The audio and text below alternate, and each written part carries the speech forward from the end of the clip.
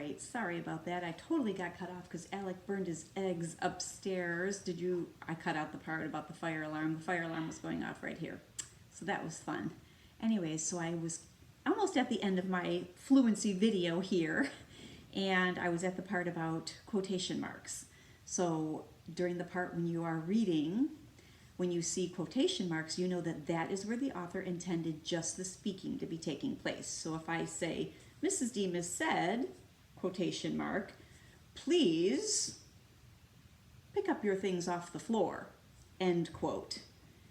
And then the rest of the dialogue or the rest of the sentence will continue. You know that what's inside the quotes is what I'm actually saying out loud, with my mouth. So you might read that as a little bit higher inflection, higher voice, okay? So when you're seeing these things in the book that you are reading, when you're doing your reading out loud this week, you will notice that you're going to see periods. That's where you're going to take a little stop, okay? Take a little breath.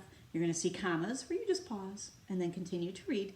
You're going to have question marks where you might raise your voice a little bit, like, don't you think so? You're going to have quotation marks where you know someone is speaking and they're just saying what's inside of the quotation marks. And you're going to have, exclamation points where you don't scream and yell. That's not what that means. It just means you say it with feeling. Like, watch out! You just say it with feeling, okay?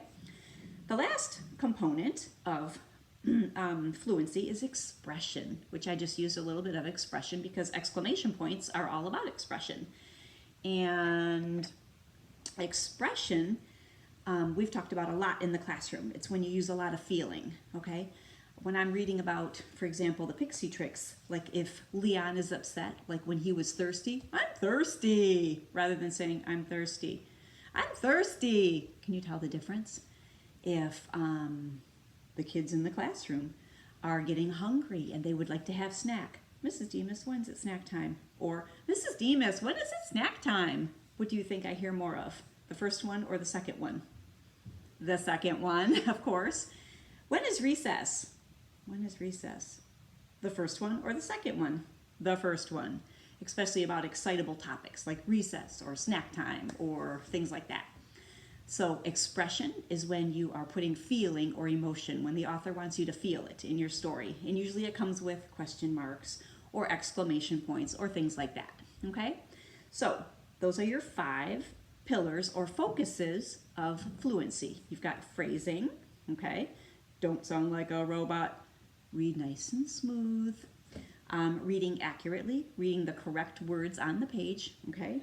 Appropriate rate. Don't read too fast. Don't read too slow. You want to read at a good rate, okay? Punctuation. Stop at your periods. Pause at your commas. Quotation marks are meant to be what people are saying in the text. Question marks, things like that. Expression.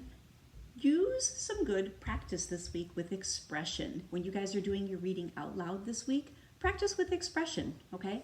It makes for a more entertaining read. If someone comes to be our mystery reader and they are just reading all monotone with no expression, it's not a very good read for us. We don't get into it. We're not excited about it.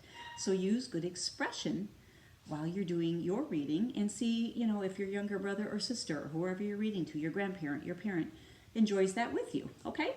All right, try and get outside if it's nice and sunny this week too. Hopefully it is. I was going to do my videoing outside today, but it's raining, so I'm back down in my office of my kitchen. So that's it for today. That's our fluency lesson, and I will talk to you guys soon. I miss you so much. I hope you're enjoying my reading, and I'll talk to you soon. Mwah. Bye-bye.